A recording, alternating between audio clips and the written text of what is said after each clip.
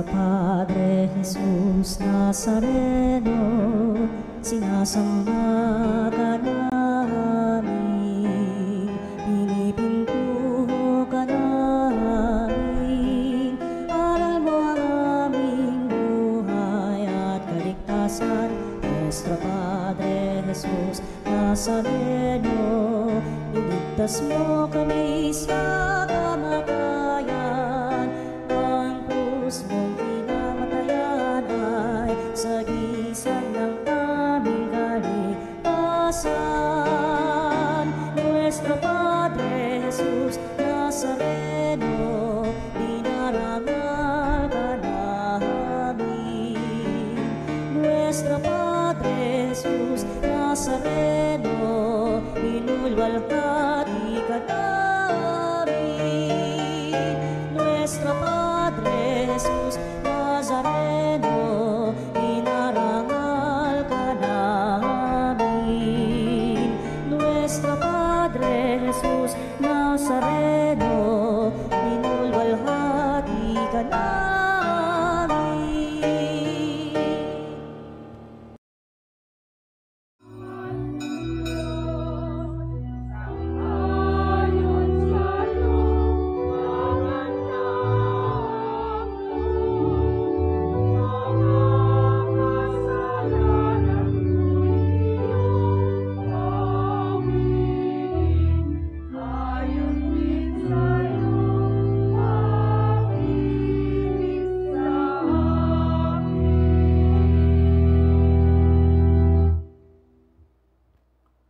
Sa ngalan ng Ama at ng Anak at ng Espiritu Santo. Amen. Ang pagpapala ng ating Panginoong Hesu Kristo, ang pag-ibig ng Diyos Ama, at ang makikipagkaisa ng Espiritu Santo naway sumainyong lahat. At sumainyo rin. Mga kapatid, aminin natin ang ating mga kasalanan upang tayo'y maging marapat gumanap sa banal na pagdiriwang. Inaamin ko sa makapangyarihang Diyos at sa inyo mga kapatid, na lubha akong nagkasala sa isip, sa salita at sa gawa, at sa aking pagkukulang. Kaya isinasamo ko sa mahal na Birheng Maria, sa lahat ng mga anghel at mga banal, at sa inyo mga kapatid, na ako'y panalangin sa Panginoong ating Diyos. Kaawaan tayo ng makapangyarihang Diyos, patawarin tayo sa ating mga kasalanan, at patnubayan tayo sa buhay na walang hanggan. Amen. Panginoon, kaawaan mo kami. Panginoon, kaawaan mo kami. Kristo, kaawaan mo kami. Kristo, kaawaan mo kami. Panginoon, kaawaan mo kami. Panginoon, kaawaan mo kami. Manalangin tayo. Ama naming makapangyarihan, sa iyong pagtataguyod, ang aming mga ginagawa ay iyong pangunahan, at sa iyong tulong ay iyong subaybayan, upang lahat ng aming ginaganap ay sa iyo magbuhat, at sa pamamagitan mo rin humantong sa wakas, sa pamamagitan ni Hesu Kristo, kasama ng Espiritu Santo, magpasawalang hanggan. Amen.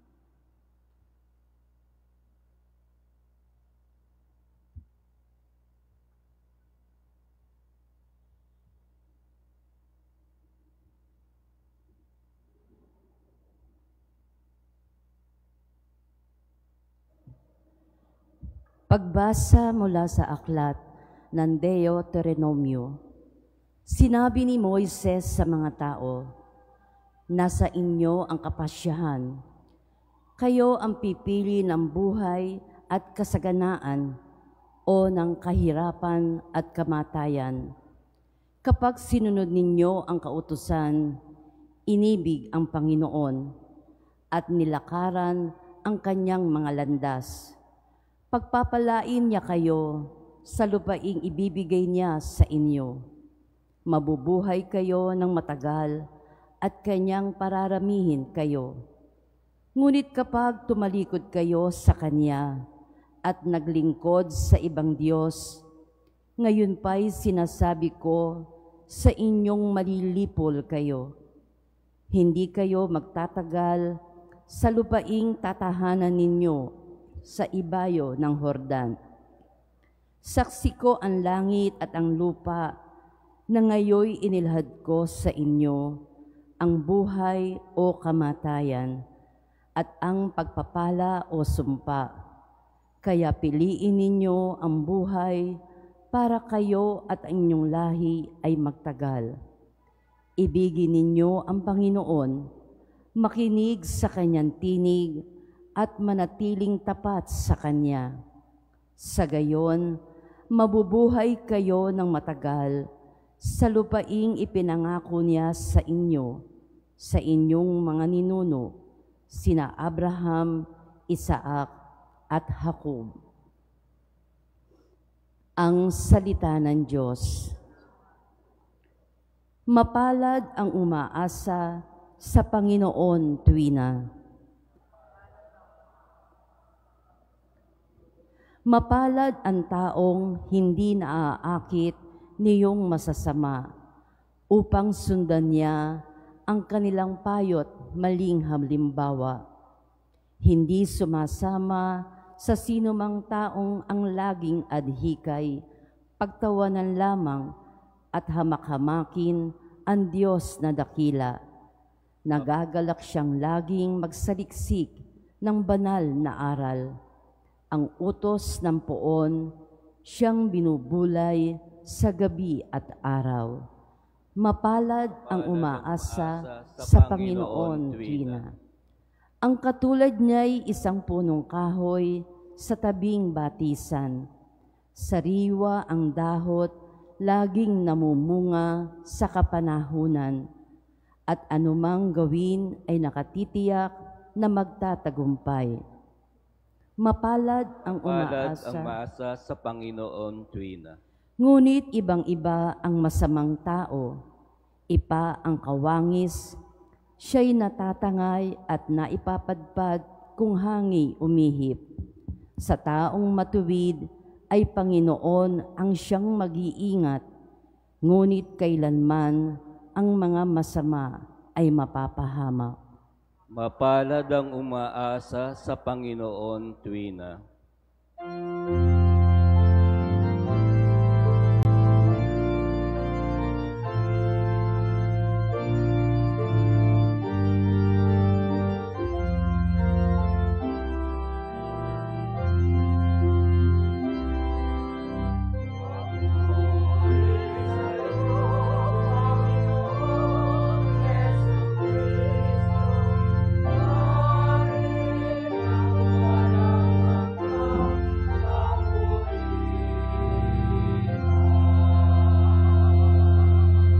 Sinabi ng poong mahal, kasalanan ay talikdan, pagsuway ay pagsisihan, maghahari ng lubusan ang poong Diyos na may kapal.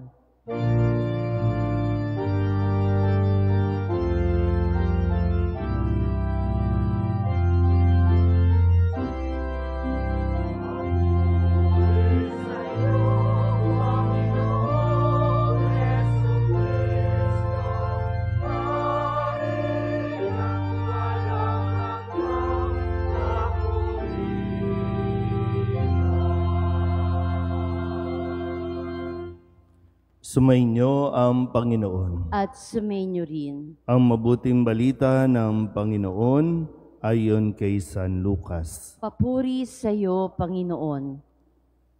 Noong panahong iyon, sinabi ni Jesus sa kanyang mga alagad, ang anak ng tao'y dapat magtiis ng maraming hirap. Itatakwil siya ng matatanda ng bayan, ng mga punong saserdote at ng mga iskriba. Ipapapatay nila siya, ngunit sa ikatlong araw ay muling mabubuhay. At sinabi niya sa lahat, kung ibig ninumang sumunod sa akin, limutin niya ang ukol sa kanyang sarili, pasanin araw-araw ang kanyang krus at sumunod sa akin. Ang naghahangad magligtas ng kanyang buhay ay siyang mawawalan nito. Ngunit ang mag-alay ng kanyang buhay, alang-alang sa akin, ay siyang magkakamit noon. Ano nga ang mapapala ng tao? Makamtan man niya ang buong sanlibutan, kung ang katumbas naman nito'y ang kanyang buhay. Ano nga ang mapapala niya kung siya'y mapapahamak? Ang mabuting balita ng Panginoon. Pinupuri ka namin, Panginoong Hesukristo. Isang magandang umaga po sa inyong lahat. Ngayon po ay Huwebes, kasunod ng ating pagdiriwang ng Miyerkules ng Abo. Kung kahapon, nag-uumapaw tayo sa dami, ngayon ay pwede tayong magtigdadalawang upuan. No? Pero sadyang ganyan ang nagiging pag-uugali no, ng karamihan sa ating mga Katoliko na lagi nagiging seasonal, nagiging ang kanilang pagdalo ay talagang kung kailan lang, no, maibigan, yung makiuso, no, dahil kahapon ay yung paglalagay nga ng abo. Kaya sinisikap din natin na sana no, unti-unti din o ipagpatuloy natin ang pagtuturo, ang paggagabay, no, lalo na sa mga bagong henerasyon na mas maunawaan pa rin nila. No? Dahil gaya ng sinabi ko kahapon, Miyerkules ng Abo, ang simula pa lang. No? Simula pa lang ng 40 araw na paghahanda natin. At katulad ng mga ipinapahayag sa atin ngayon, sa unang pagbasa sa aklat ng Deuteronomio, sabi dito, nasa inyo ngayon ang kapasyahan. Sadyang ang ating pananampalataya sa ating simbahan ay hindi ito puwersahan, hindi ito ipinipilit. Kaya binubuksan natin ang kaisipan ng bawat isa para nang sa ganon ay anuman ang kanilang gawin, ito ay bunga ng kanilang kapasyahan. Anuman ang buhay na ating pong tinatahak, desisyon natin iyan. Kung gusto mong maging malungkot, desisyon mo yan. Kung gusto mong maging masaya, desisyon mo pa rin yan. Walang ibang pwedeng sisihin, kundi tayo pa rin dahil tayo ay binigyan ng kalayaang magpasya. Kahit pa sabihin na natin na napilit lang ako o kaya sinabi natin ay wala akong choice. Bunga ng o dala ng pangangailangan, matinding pangangailangan, kaya ka nandiyan sa buhay na yan. Pero ano man, buhay mo yan. Kaya nga sa ating Ebanghelyo, pinapaalala na ni Jesus kung ano ang mangyayari sa simula nito at pagdating ng mahal na araw, ito mismo ang mangyayari sa Kanya. Alam niya na at sinabi niya na ang anak ng tao ay dapat magtiis. So, kumbaga, nakikita niya na ito yung magiging buhay, ito yung mararanasan niya noon, no pagdating ng pagtapos ng 40 days, pero nagdesisyon si Jesus, tuloy ang paglalakbay. Tuloy ang misyon para sa kaligtasan ng sanlibutan. Hindi pinilit si Jesus. Kusa niya itong susuungin. Kusa niya itong haharapin. Mahirap, no? Pero pagtitiisan niya, ilan sa mga mararanasan niya, itatakwil siya. Ire-reject siya ng matatanda ng bayan. Ipapapatay siya. Pero sabi doon, pero may pagkabuhay. Kaya yun yung mas tinitingnan niya. At yun din yung paalala sa atin, tayong lahat ng mga nagpalagay ng abo, handa ba tayo sa responsibilidad natin? Naunawaan ba na sa loob ng 4 na araw na ito ay kailangan nating harapin ang mga pagtitiis at isipin ang kapakanan ng iba. Yung bang kaya mo na bang tigilan yung mga drama natin sa buhay na bakit lagi na lang ako? Diba? Mga ganun tayo, no? Bakit lagi na lang ako? O ngayon, dapat matuto tayong magdesisyon na ako na lang. Magkaiba kasi yung, bakit lagi na lang ako? Medyo mabigat yon. Talagang napipilitan ka o may pumipilit sa iyo na gawin, akuin ang mga responsibilidad. Pero pag kusa mo itong sinabi, tinanggap, masasabi mo na, ako na lang. Ako na lang ang maghirap, ako na lang magtiis, ako na lang magtipid para mayroon tayong maibigay sa mga pangangailangan ng mga mahal natin sa buhay o ng mga taong umaasa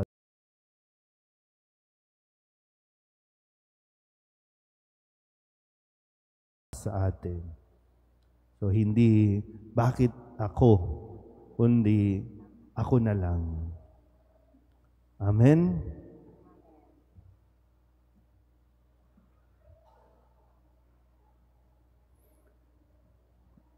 Tinatawag tayo ng Panginoong Hesus upang sumunod sa Kanya, magpasan ng krus katulad niya at ihabilin sa Kanya ang lahat ng nagdurusa. Ang ating tutugon, Panginoon, dinggin mo ang aming panalangin. Panginoon, dinggin mo ang aming panalangin. Bilang mga kasapi ng simbahan, naway maisabuhay natin ang diwa ng krus at maging handang magpakasakit para kay Kristo at sa Ebanghelyo. Manalangin tayo sa Panginoon. Panginoon, dinggin mo ang aming panalangin.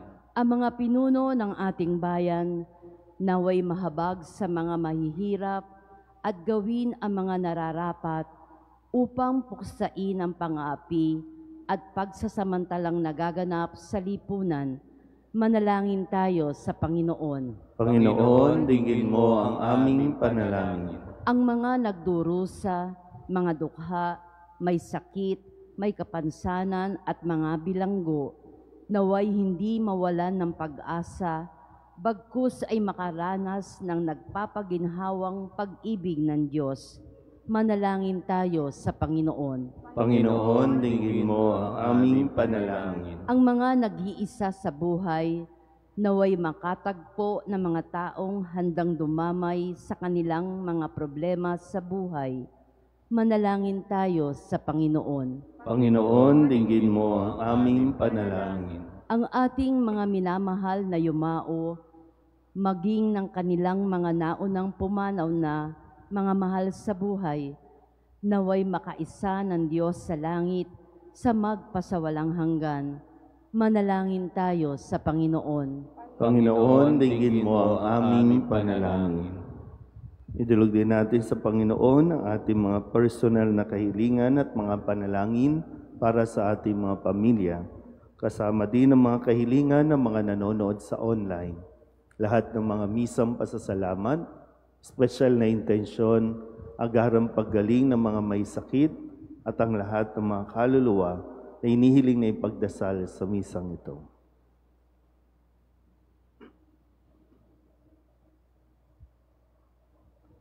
Ang lahat ng ito ay inihiling namin sa ngalan ni Kristong aming Panginoon. Amen.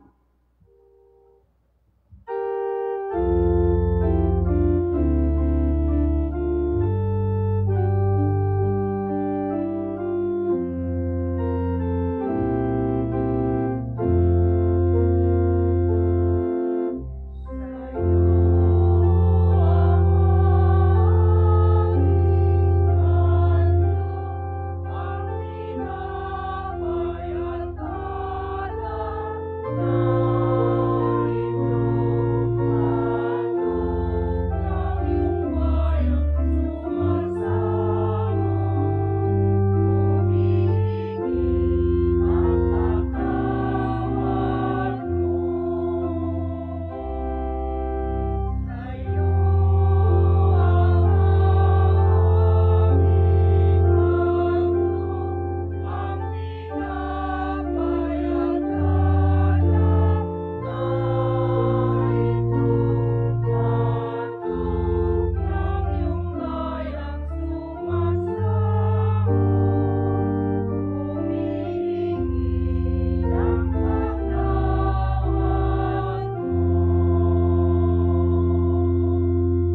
Manalangin kayo mga kapatid upang paghahain natin ay kalugdan ng Diyos Amang makapangyarihan.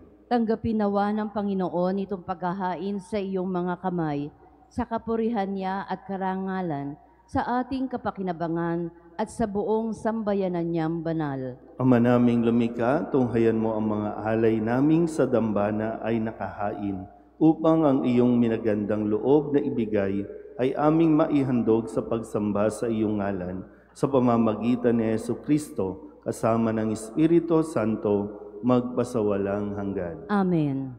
Sumainyo ang Panginoon. At sumainyo rin. Itaas sa Diyos ang inyong puso at diwa. Itinaas na namin sa Panginoon. Pasalamatan natin ang Panginoong ating Diyos. Marapat na siya ay pasalamatan. Ama naming makapangyarihan, tunay nga marapat na ikaw ay aming pasalamatan sa pamamagitan ni Jesucristo na aming Panginoon. Binibigyan mo kami ng bagong pagkakataon upang ganapin ang paghahanda ngayon para sa pagdiriwang ng muling pagkabuhay. Kaysa ng iyong anak na minamahal, aming inilalaan ang panahon, talino't yaman para ganapin ang iyong kalooban na ang kapwa-tao ay lubos na damayan sa pagdiriwang namin sa aming pagsilang bilang mga kaanib ng iyong sambayanan. Kami iyong pinagkakamit ng katayuang ganap sa pagtatangkilik. Kaya kaysa ng mga anghel na nagsisiawit ng papuri sa iyo nang walang humpay sa kalangitan, kami nagbubunyi sa iyong kadakilaan.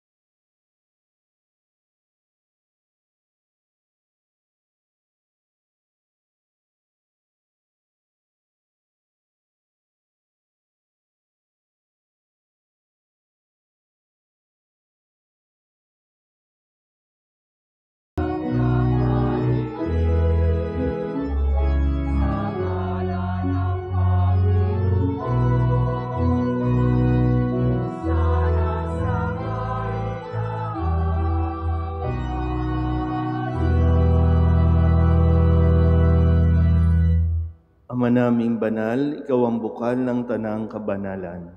Kaya't sa pamamagitan ng iyong Espiritu, gawin mong banal ang kaloob na ito upang para sa aming maging katawan at dugo ng aming Panginoong Jesucristo. Bago niya pinagtiis ang kusang loob na maging handog, inawakan niya ang tinapay, pinasalamatan kaniya, pinaghati-hati niya iyon, iniabot sa kanyang mga alagad at sinabi, "Tanggapin ninyong lahat ito at kanin, ito ang aking katawan na ihahandog para sa inyo."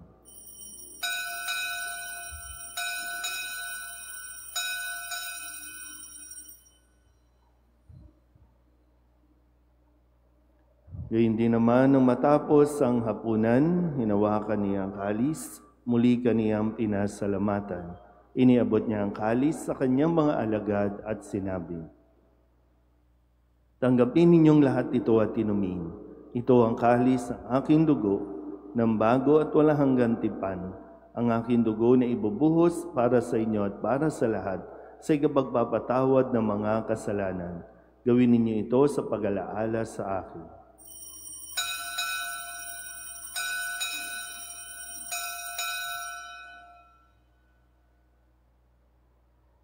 Ipagbunyi natin ang misteryo ng pananampalataya. Si Kristo'y namatay, si Kristo'y nabuhay, si Kristo'y babalik sa wakas ng panahon. Ama, ginagawa namin ngayon ang pag-alaala sa pagkamatay at muling pagkabuhay ng iyong anak. Kaya tiniaalay namin sa iyo ang tinapay na nagbibigay buhay at ang kalis na nagkakaloob ng kaligtasan. Kami nagpapasalamat dahil kami iyong minarapat na tumayo sa harap mo para maglingkod sa iyo. Isinasamo namin kami magsasalo-salo sa katawan at dugo ni Kristo ay mabuklod sa pagkakaisa sa pamamagitan ng Espiritu Santo. Ama, lingapin mo ang iyong simbahang laganap sa buong daigdig. Puspusin mo kami sa pag-ibig kay San Francisco na aming Papa at ni Jose na aming Obispo at ng Tanang Kaparian. Alalahanin mo rin si Nathan at tinawag mo mula sa daigdig na ito. Nung siya'y binyagan, siya'y nakaisa ni Kristo sa pagkamatay. Ngayong siya'y pumanaw, naway makaisa siya ni Kristo sa pagkabuhay. Alalahanin mo rin ang mga kapatid naming nahimlay na may pag-asang sila'y muling mabubuhay, kaya hindi ng lahat ng mga pumanaw. Kawaan mo sila at patuloyin sa iyong kaliwanagan. Kawaan mo at pagindapating kaming lahat na makasalo sa iyong buhay na walang wakas.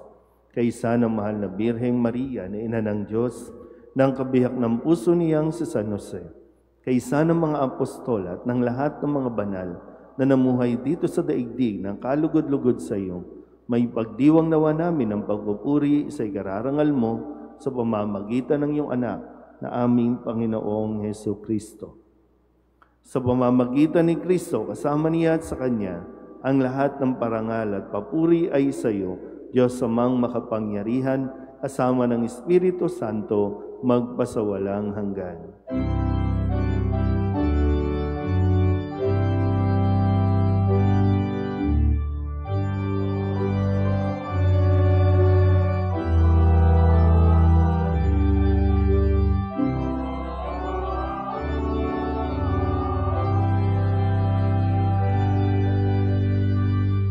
Sa tagubilin ng mga nakagagaling na utos at turo ni Jesus sa Panginoon natin at Diyos, ipahayag natin ang lakas loob.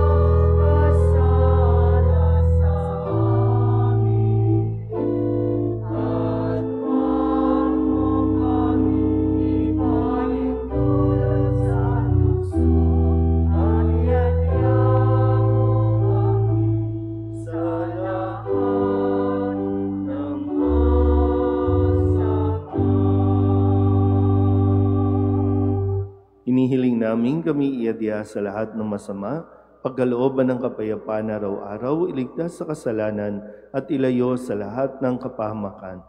Samantalang aming pinananabikan ang dakilang araw ng pagpapahayag ng tagapagligtas naming si Hesu Kristo. Sapagkat iyo ang kaharian at ang kapangyarihan at ang kapurihan magpakailanman. Amen. Panginoong Hesu Kristo, sinabi mo sa iyong mga apostol, kapayapaan ang iniiwan ko sa inyo, ang aking kapayapaan ang binibigay ko sa inyo. Tunghayan mo ang aming pananampalataya at huwag ang aming mga pagkakasala.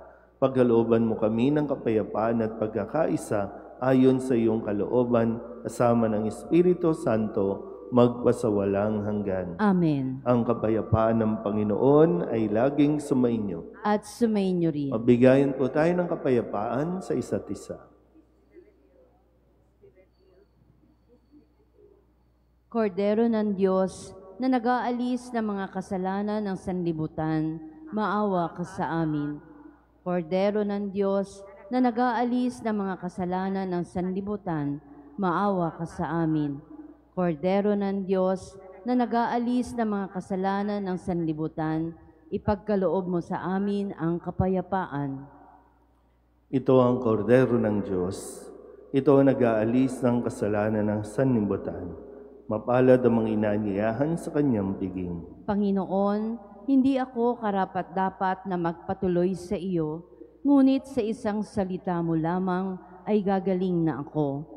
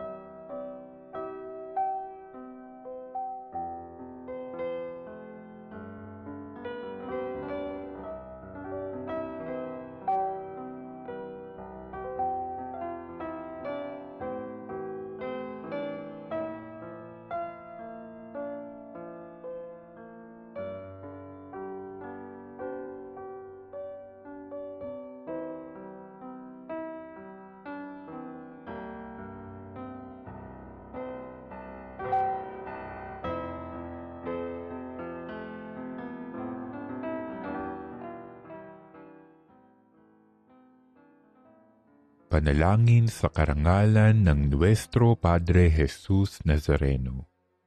O Jesus Nazareno, katamis-tamisan naming manunubos, sa harap mo ngayoy naririto kami't nangangayupapa at nagsisisi ng taos-puso sa aming pagiging walang turing sa iyo at paglimot sa di mabilang na mga biyaya mo. Lalong-lalo na yaong mahalagang biyaya ng pagtutubos. Dinaramdam namin at pinagsisisihang labis, Panginoon ko, ang pagkakasala namin sa iyo. Ikinalulungkot namin ang pagiging dahilan ng pagpapasan mo ng krus na iyan sa gitna ng mga hirap at kapaitan, hanggang sa inihandog mo ang iyong buhay sa bundok ng Kalbaryo, sa pagkaibig mo lamang na matubos kami at ang sangkatauhan mula sa sala. Pakabanalin mo, O Panginoon, ang aming pagnanais at ipagtanggap mo sa amin ang iyong biyaya. Maging tagapamagitan nawa ang iyong ina, ang kalinis-linisang Birheng Maria.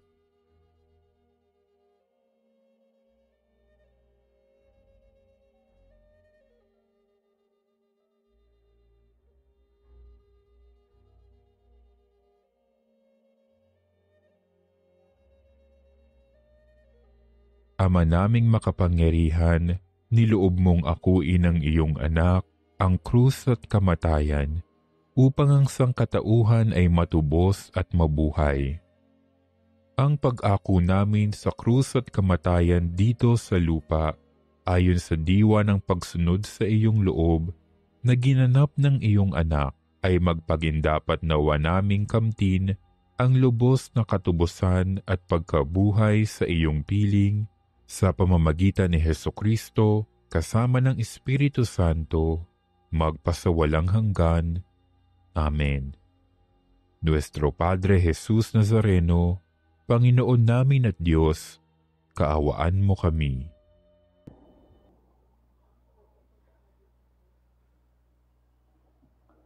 Manalangin tayo.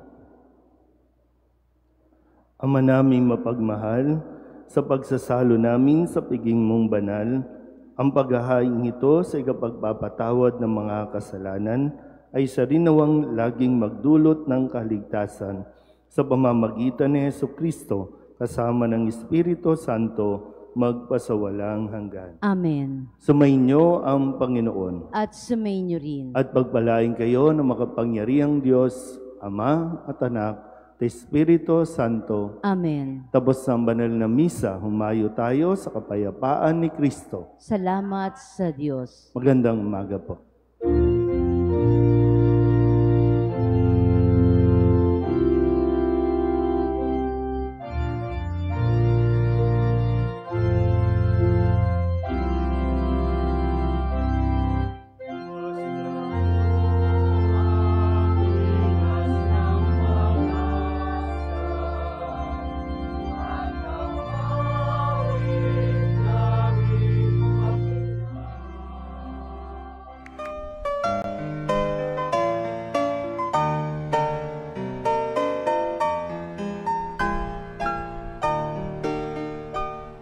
Nuestro Padre Jesus Nazareno, sinasamba ka namin, pinipintuho ka namin, aral mo ang aming buhay at kaligtasan.